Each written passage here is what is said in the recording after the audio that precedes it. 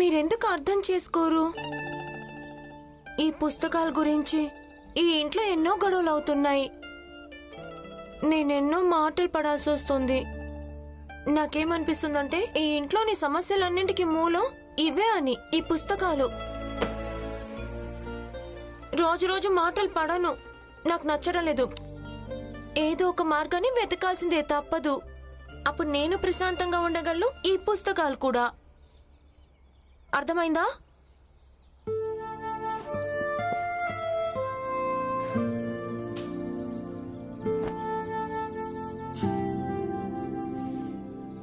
ఈ రోజు నేను నిన్ను శుభ్రం చేసే తీరుతాను. కేవలం పెద్దవి అలాగే బరువైన వస్తువులే కాదు, మనం ఏదైనా దుప్పటిని దులిపినప్పుడు దాంట్లోంచి చిన్న చిన్న ధూళికణాలు వచ్చి నేల మీద పడతాయి. ఎందుకు? నిజానికి అవి చాలా చిన్నవి, అలాగే తేలిగ్గా ఉంటాయి, ఎక్కడికైనా వెళ్ళొచ్చు. కానీ నేల మీదకే వచ్చి ఎందుకు పడతాయి? ఎందుకు? భూమికుండే గురుత్వాకర్షణ శక్తి కారణంగా. అంటే మీరంతా ఎన్నోసార్లు చూసే ఉంటారు, మనం ఎప్పుడైనా ఒక దుప్పటిని దులిపినప్పుడు దాంట్లోని ధూళికణాలు మెల్లమెల్లగా నేల మీదకు పడతాయి. ఎందుకంటే అవి చాలా సూక్ష్మంగా తేలిగ్గా ఉంటాయి, అందుకే ఎక్కువసేపు గాలిలో ఉండగలుగుతాయి. అలాగే అటు ఇటు కూడా వెళ్ళిపోతుంటాయి, కానీ చివరికి వచ్చి నేల మీదే పడిపోతాయి. అర్థమైంది కదా? అర్థమైంది గురువుగారు. భూమికుండే గురుత్వాకర్షణ శక్తి అర్థమైంది కదా? గురువుగారు, ఏంటి? గురువుగారు, లోహపు కణాలు త్వరగా అలాగే ధూళి కణాలు నేల మీద మెల్లమెల్లగా ఎందుకు పడతాయి? చూడు, నిన్ను తరగతిలో చదువుకోనివ్వడం జరుగుతుంది, అదే ఎక్కువగా ప్రశ్నలు అడక్కో. నాకు అర్థం కాని ప్రశ్నే అడుగుతాను కదా గురువుగారు. అవునా? అయితే ఏంటో అడుగు. ఈరోజు క్లాస్ ఇక్కడితో ముగుస్తుంది, మిగతాది రేపు చెప్తాను. ఇప్పుడు ఎవరిని అడుగుతావో అడుక్కో.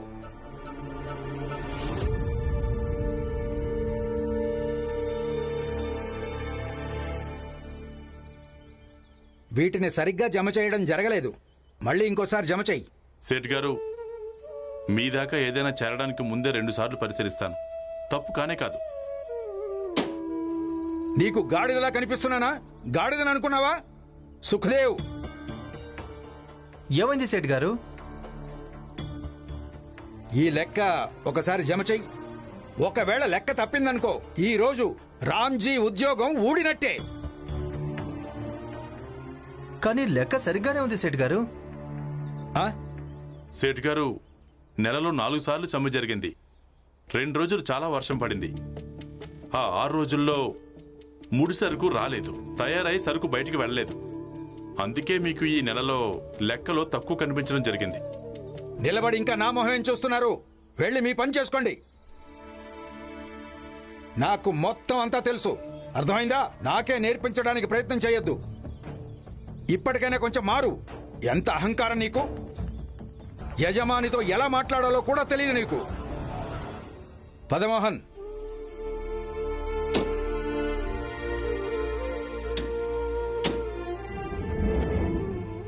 అన్నయ్య, ఈ సేట్కి ఏది సరిగ్గా గుర్తుండదు, కేకలేస్తూ ఉంటాడంతే. రామ్జీ అన్నయ్య, మీరు చాలా మంచి వ్యక్తి. మీరు వేరే చోట పనెందుకు వెతుక్కోరు? మీకు 10 రోజుల్లో ఉద్యోగం ఎలాగో దొరుకుతుంది, అలాగే మీకు ఎంతకంటే ఎక్కువ జీతం దొరుకుతుంది. ఎక్కువ డబ్బులు దొరికితే వెళ్ళిపోగలను, కానీ 10-12 రోజులు ఖాళీగా కూర్చోలేను. నా కుటుంబం ఎలా సాగుతుంది? ఓ రమా! ఏమైంది పిన్ని? రమనెందుకు పిలుస్తున్నావు? రమ లేకుంటే నీ ఏ ఒక్క పని సాగదా ఏంటి? ఒకవేళ రమ కూర్చొని కబుర్లు చెప్తే నాకు మంచిగా ఉంటుంది. తనకు పని పాట ఏం లేదు కదా, నీ దగ్గర కూర్చొని కబుర్లు చెప్పుకుంటూ ఉండడానికి. ఈ రోజు రమ ఇంట్లో నుంచి బయటికెందుకు రాలేదో తెలీదు. రమా! ఓ రమా! రమా, బయటికెళ్ళొచ్చు కదమ్మా. నీతో మాట్లాడకుండా ఆమెకెక్కడ ఊసిపోవడం లేదనుకుంటా. లేదు, నేను ముందుగా ఆయనతో మాట్లాడతాను, తర్వాత ఎవరితో అయినా. ఏమైంది? కోపంగా ఉన్నావా? కోపంగా ఎందుకుంటాను?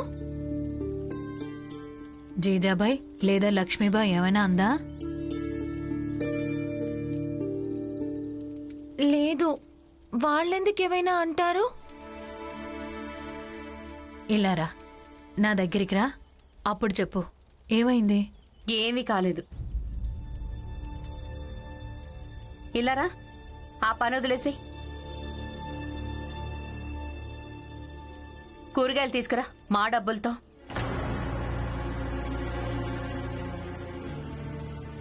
మా డబ్బులా? ఇలా డబ్బులు ఇచ్చేటప్పుడు మా డబ్బులతో అనడం అవసరమా? అవును, అప్పుడప్పుడు నిజాన్ని పదే పదే చెప్పడం చాలా అవసరం.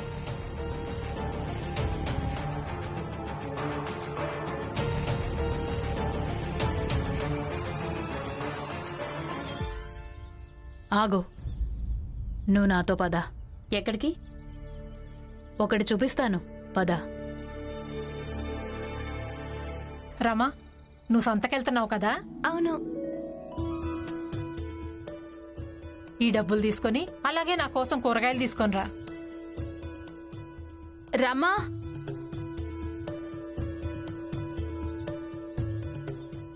నా కోసం సంత నుంచి ఒకసారి బియ్యం తీసుకురా. రమా, ఆగా, కొంచెం ఆగు.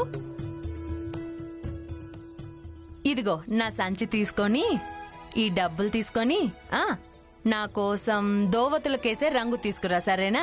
అలాగే. ఒకటి ఎరుపు, ఒకటి చిలక ఆకుపచ్చ, ఒకటి సింధూరం పసుపు, ఇలాంటిది, సరేనా? అలాగే. ఎల్లు. రమ్మా, ఒక్కసారి రామ్మా.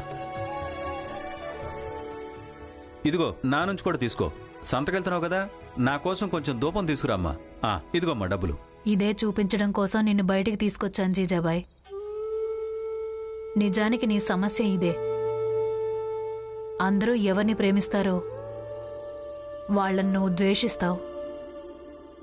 ఎలా అంటే ముందుగా భీమ్, ఇప్పుడు రమ. అప్పుడప్పుడు అకారణంగా ఎవరినైనా ద్వేషించడం వల్ల పశ్చాత్తాపం పడాల్సి ఉంటుంది. వివరంగా చెప్పాను, అర్థం చేసుకో. ఎందుకంటే అప్పుడు బాధపడ్డం తప్ప చేతిలో ఇంకేమీ మిగలదు.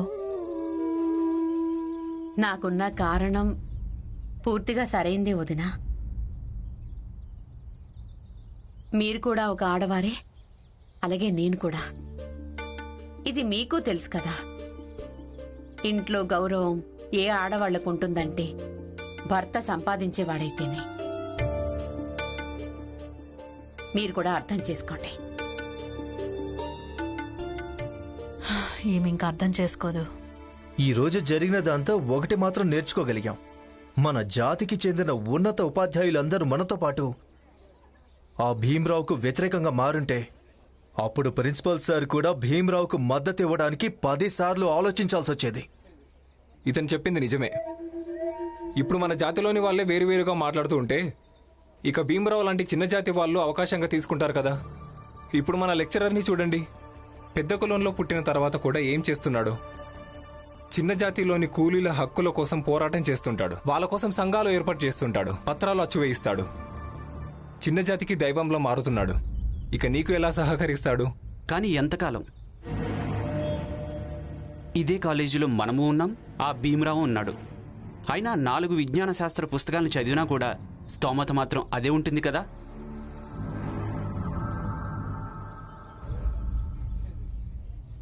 అదిగో చూడండి, భీమరావు. వానిప్పుడు మనందరం ఏడిపిద్దాం. ఓ మిస్టర్ భీమరావు, ఇలా రా.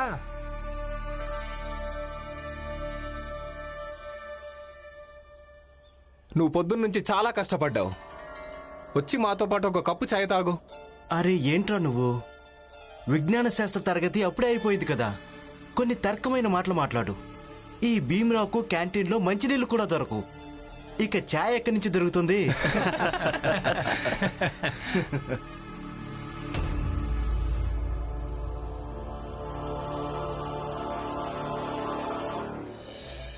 అన్ని రకాల జంతువులు ఇక్కడికి రావచ్చు, కానీ వీడు రావటానికి వీల్లేదు. అయినా మీరేం కంగారు పడకండి. భీమరావు సైన్స్ చదువుతున్నాడు. ఏదో ఒక ఫార్ములా తప్పకుండా వెతికి తీసుకొస్తాడు. ఎలాంటి ఫార్ములా?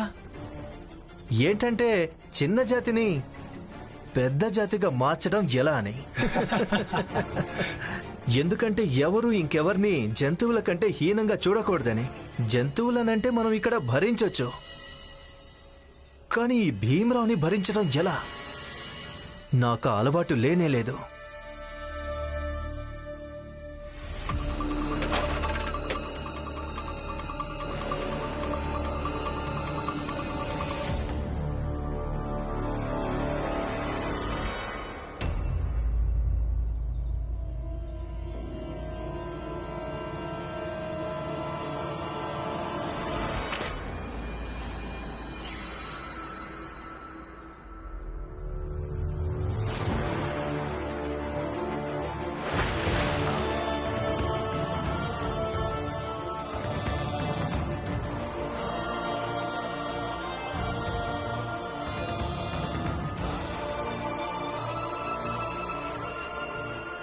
ఏం జరుగుతుంది ఇక్కడ?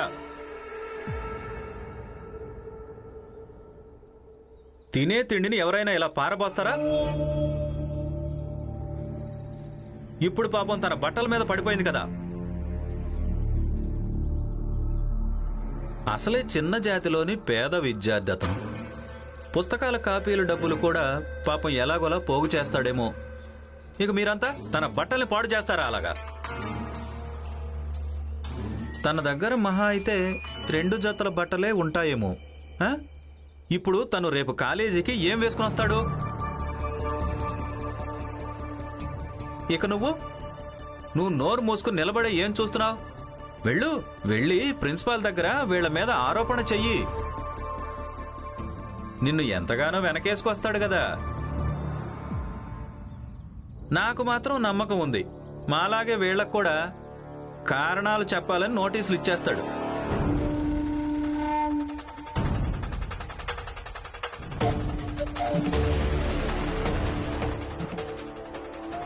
మీరంతా ఇక్కడి నుంచి వెళ్ళిపోండి.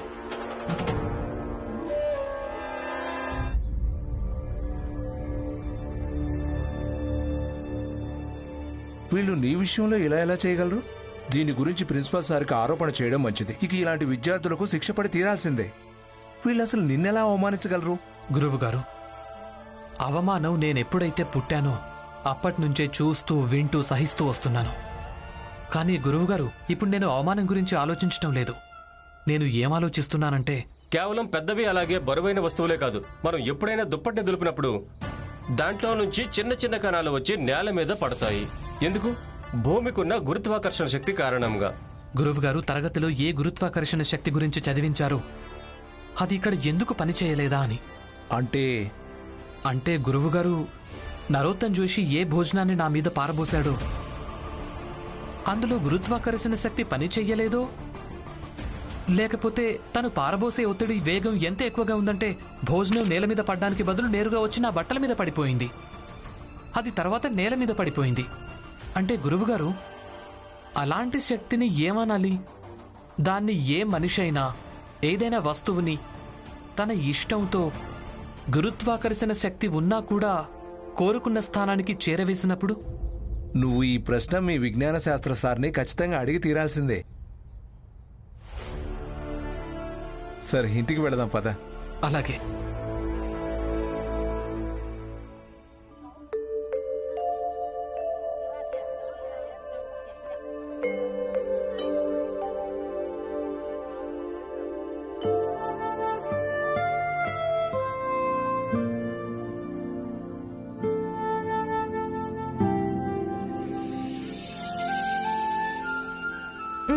అన్నా, 1 పైసా మిరపకాయలు, ఇంకొక పైసా పాలకూరివ్వు. ఈమె చిన్న జాతిది అనిపిస్తుంది. నువ్వు ఇక్కడికి కూరగాయలు కొనడానికి ఎలా వచ్చావు? ఏయ్, వెళ్ళు, జరుగు.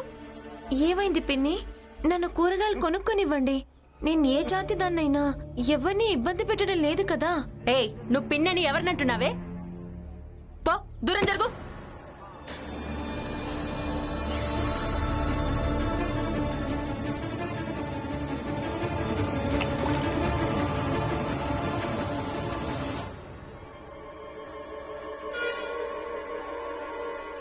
నా గొలుసు, అది నాది 4 తులాల గొలుసు మురుక్కాలంలో పడింది.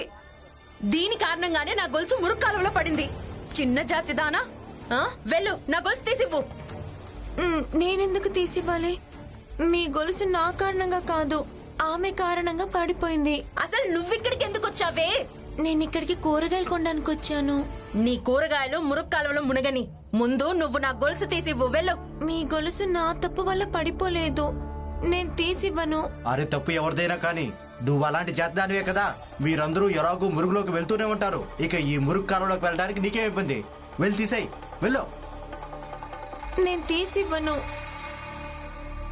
ఈ రోజు నేను చూస్తాను నువ్వు గొలుసు తీసివ్వకుండా ఇక్కడి నుంచి ఎలా వెళ్తావు. వదులు, ఇది వదులు, వదులు, వదులన్నానా?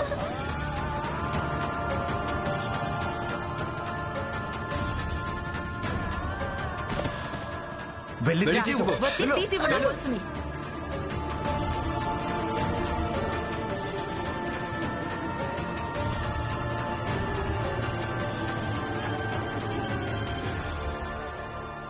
ఇక్కడ ఏం జరుగుతోంది?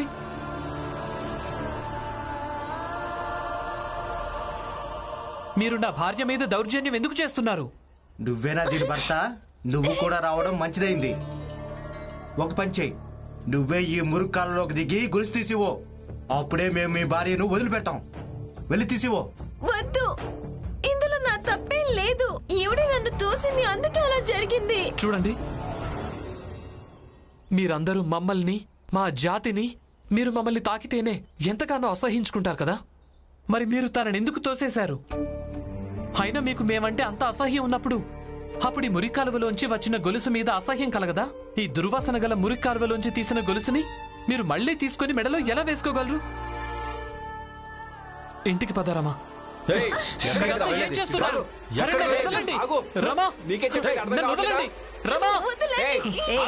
అలా ఎలా వదిలేస్తాం?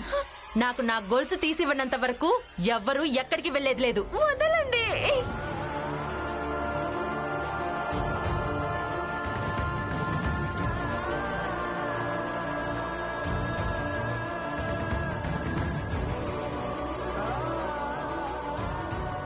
వదలండి. నిన్ను చివరిసారిగా అడుగుతున్నాను, నువ్వు గొలుసు తీసిస్తావా లేదా? కావాలంటే మీరు నా ప్రాణాలు తీసేయండి, కానీ ఆ మురి కాలువలోంచి నేను గొలుసు మాత్రం తీసివ్వలేను. నీ ప్రాణాలు తీసుకొని మేమేం చేసుకుంటాం? చిన్న జాతి వాడి అయ్యుండి మురికి కాలువలోకి వెళ్ళడానికి నిరాకరిస్తావా? నీకంత పొగరు పట్టిందా? ఉండు, ఇప్పుడు నీ పొగరు అదే మురుగులో దించుతాను. మీరేం చేయబోతున్నారు?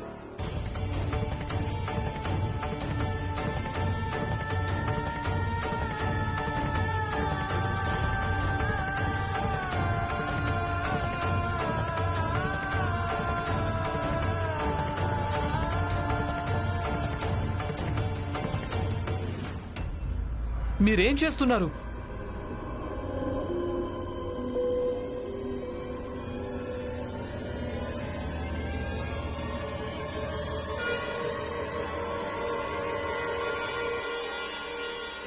మీరేం చేస్తున్నారు?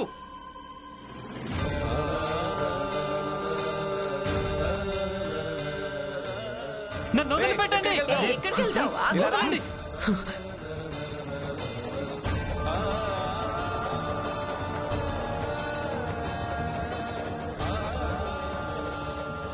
ఇప్పుడే ఆ మురుగు కాలంలో దిగి నువ్వు గొలుసు తీసిపో, లేదంటే ఈ మురుగు మొత్తం నీ భార్య మీద పోయడం జరుగుతుంది. తర్వాత మీ ఇంటికి అలాగే వెళ్ళండి.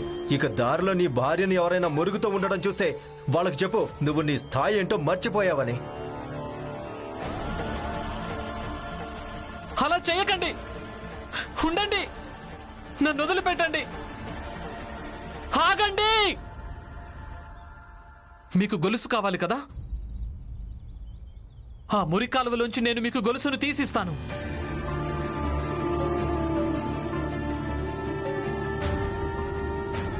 వద్దు, ఆ మురుగు కాలువలోకి దిగడానికి వీల్లేదు. లేదు రమా, ఏది ఏమైనా సరే నేను నీకు భర్తను.